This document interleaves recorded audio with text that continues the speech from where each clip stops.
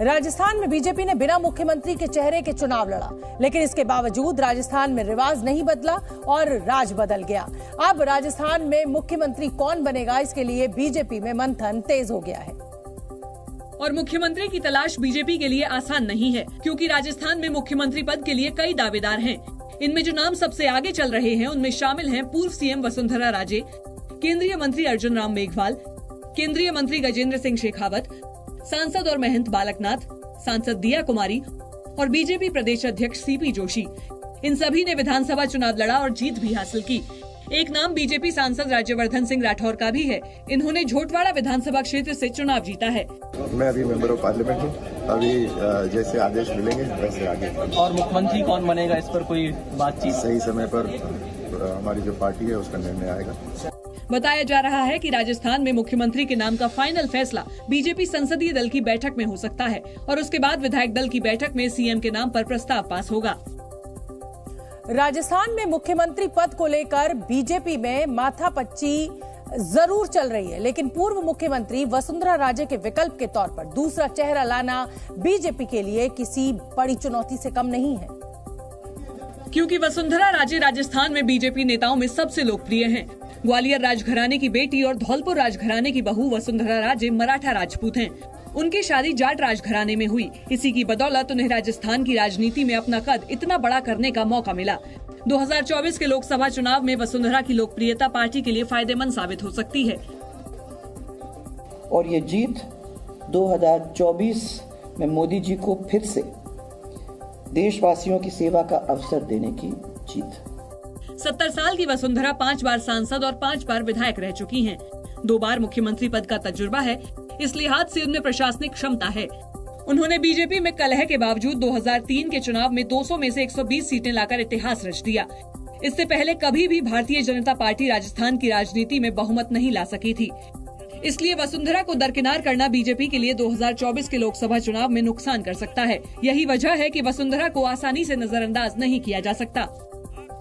लेकिन राजस्थान में बीजेपी के कुछ नेता बीजेपी सांसद दिया कुमारी को वसुंधरा राजे के विकल्प के तौर पर आगे बढ़ाना चाहते हैं, क्योंकि दिया कुमारी भी राजस्थान के राजघराने से ताल्लुक रखती हैं। दिया कुमारी जयपुर रियासत के अंतिम शासक मानसिंह द्वितीय की पोती हैं।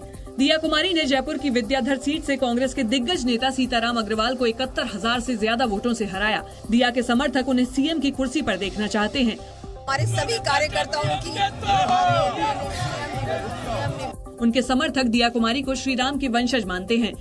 राजस्थान में राम राज्य के लिए हम राम के परिवार के वंशज से उम्मीद करते हैं कि राम राज्य बना रहे, इसलिए हम दिया कुमारी को फर्स्ट प्रायोरिटी पे मुख्यमंत्री देखना चाहते हैं।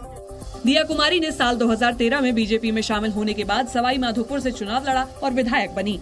साल 2019 में वो राजसमंद सीट से सांसद बनी। क्या आप अपने आप को मुख्यमंत्री की रेस में मानते हैं और क्या आपको लगता है कि एक महिला मुख्यमंत्री के तौर पर? मैं इस सवाल का जवाब नहीं दूंगी, बिकॉज मैं नहीं होती सवाल का जवाब देने वाली कोई भी। 52 साल की दिया कुमारी वसुंधरा के मुकाबले युवा चेहरा हैं, लेकिन उन्हें वसुंधरा राजे की तरह प्रशासनिक अनुभव और पूरे प्रदेश के बारे में जानकारी नहीं है।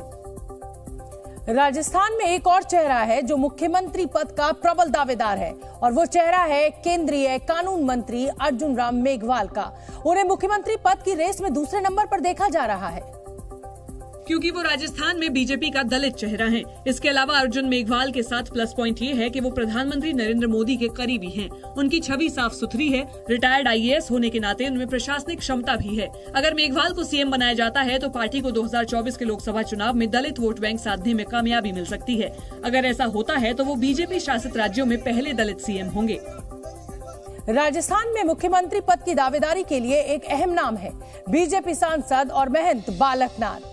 बालकनाथ हिंदुत्व के चेहरे के बल पर मुख्यमंत्री पद की दावेदारी कर रहे हैं और उन्हें राजस्थान का योगी आदित्यनाथ भी कहा जाता है। तिजारा विधानसभा से नामांकन दाखिल करने के लिए खुद यूपी के सीएम योगी आदित्यनाथ आए थे। तब बालकनाथ के सीएम बनने की चर्चा और तेज हो गई थी। दिल्ली में संसद के शीत सत्र की शुरुआत में जब उनसे पूछा गया कि क्या वो सीएम पद की रेस में हैं, तो उन्होंने इनकार नहीं किया।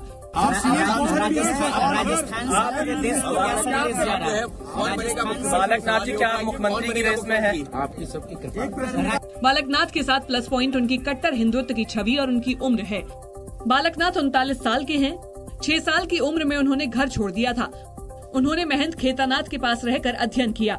2016 में महंत नाथ ने उन्हें अपना उत्तराधिकारी बनाया। बालकनाथ नाथ संप्रदाय के 8वें संत हैं। बाबा मस्तनाथ विश्वविद्यालय के चांसलर भी हैं। 2019 में पहली बार अलवर से सांसद बने और इस बार तिजारा विधानसभा सीट से चुनाव जीता। राजनीतिक विशेषज्ञों का मानना है कि शायद बीजेपी इस बार यूपी की स्टाइल में बालकनाथ को राजस्थान का मुख्यमंत्री बना सकती है। महंत बालकनाथ के मुख्यमंत्री पद की दावेदारी की चर्चा आज संसद भवन में भी हुई। संसद भवन में कांग्रेस सांसद अधीर रंजन चौधरी की मुलाकात बालकनाथ से हो गई। अधीर रंजन ने हल्के फुल्के अंदाज में उनसे मजाक भी किया। नया सीएम बन रहे हैं ना सर, सीएम बनते ही पहला काम क्या करेंगे? अरे भाई, राजस्थान के सीएम बनते हैं।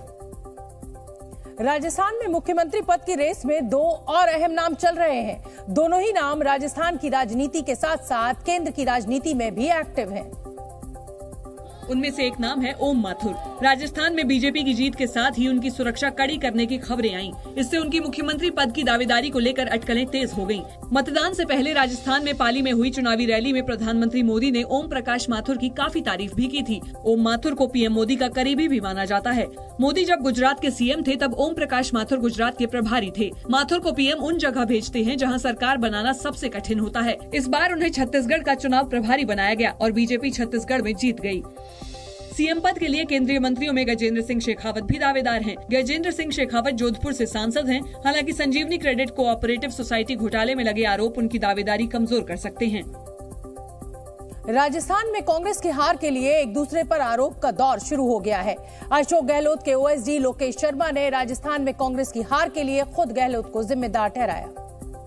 और लोकेश शर्मा के मुताबिक गहलोत की हार 25 सितंबर 2022 को ही तय हो गई थी। सोशल मीडिया पर लोकेश शर्मा ने लिखा, 25 सितंबर की घटना भी पूरी तरह से प्रायोजित थी। जब आलाकमान के खिलाफ विद्रोह कर अवमानना की गई थी, उसी दिन से खेल शुरू हो गया था। लोकेश शर्मा ने गहलोत को हार के लिए पूरी तरह जिम्मेदार ठहराते हुए कहा कि पार्टी ने गहलोत के चेहरे पर चुनाव लड़ा, उन्हें फ्री हैंड दिया और उनके नेतृत्व में चुनाव लड़ा। वो हर सीट पर चुनाव लड़ रहे थे। न गहलोत का अनुभव चला, न जादू, न योजनाओं के सहारे जीत मिली। गहलोत ने पार्टी को फिर हाशिए पर ला खड़ा किया। आज तक उन्होंने पार्टी से सिर्फ लिया ही लिया, लेकिन कभी सत्ता में वापसी नहीं करा सके। अब साफ है कि राजस्थान कांग्रेस में हार के बाद सिर्फ फुटअव्वल शुरू हो गई है। मध्य प्रदेश और छत्तीसगढ़ में कांग्रेस की हार पर अखिलेश यादव ने तंज कसा। यूपी के पूर्व मुख्यमंत्री अखिलेश यादव ने कांग्रेस की हार को अहंकार की हार बताया, क्योंकि मध्य प्रदेश में कांग्रेस के साथ समाजवादी पार्टी का गठबंधन होना था, लेकिन चुनाव से ठीक पहले कांग्रेस ने गठबंधन से इनकार कर दिया था। ये बात खत्म हो गई, अब परिणाम आ गया, अहंकार भी खत्म हो गया। कांग्रेस सांसद अधीर रंजन चौधरी ने बीजेपी नेताओं पर पीएम मोदी की बात न मानने का आरोप लगाया। उन्होंने कहा कि बीजेपी नेता जबरदस्ती 3 राज्यों में मिली जीत को मोदी जी की जीत बता रहे हैं। आज मोदी जी की बात आप नहीं मानते हुए आप खुद कहते कि मोदी जी की जीत है, तो आप खुद तय कह लो कि जीत किसके है। छत्तीसगढ़ के डिप्टी सीएम रहे टीएस सिंहदेव अंबिकापुर विधानसभा सीट से चुनाव हार गए। चुनाव में मिली करारी हार पर टीएस सिंहदेव ने प्रतिक्रिया दी और विधायक जाने पर दुख जताया। एमएलए नहीं रहूंगा, जो चाहेंगे और मानेंगे उनका प्रतिनिधि तो आजीवन बना रहूंगा।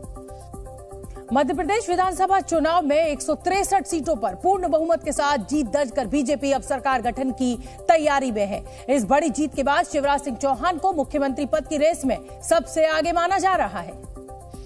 लेकिन इस बार सीएम पद के लिए शिवराज के अलावा नरेंद्र सिंह तोमर, प्रहलाद सिंह पटेल, कैलाश विजयवर्गीय और नरोत्तम मिश्रा के नामों की भी चर्चा है। हालांकि अब तक मध्य प्रदेश के सिंहासन पर बीजेपी आलाकमान किसे बिठाने की तैयारी में है, ये साफ नहीं हो पाया और न ही इस बात के संकेत मिल पाए हैं कि विधायक दल की बैठक कब होगी। भारतीय जनता पार्टी का मुख्यमंत्री बनेगा, इंतजार हम आपको और आपको करना पड़ेगा दोनों। कब तक होगी विधायक दल की बैठक? कोई मुझे लगता है ये पार्टी तय करेगी। फिर भी कुछ नाम पर सहमति बन रही है। मैं इस पर कोई टिप्पणी नहीं कर पाऊंगा। हालांकि माना जा रहा है कि पार्टी जल्द ही सीएम के नाम का ऐलान करेगी। कब तक मुख्यमंत्री का फैसला हो जाएगा? पार्टी समय पर करती है। मध्य प्रदेश की 230 सीटों पर पीएम मोदी के चेहरे पर चुनाव लड़कर बीजेपी ने कांग्रेस को 66 सीटों पर समेटकर बड़ी जीत हासिल की। जी न्यूज़।